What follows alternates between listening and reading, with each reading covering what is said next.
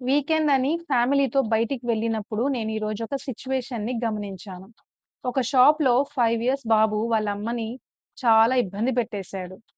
ఆ చాక్లేట్ కావాలని బాగా ఏడ్చేసరికి ఆ మదర్ వాళ్ళ బాబుకి చాక్లేట్ కొనిచ్చేశారు. మీకు తెలుసా? 4-6 సంవత్సరాల వయసులో పిల్లలు వెయిట్ చేయడం, ఎమోషనల్ కంట్రోల్ అంటే వాళ్ళ ఫీలింగ్స్‌ని కంట్రోల్ చేసుకోవడం అనేది నేర్చుకుంటారు.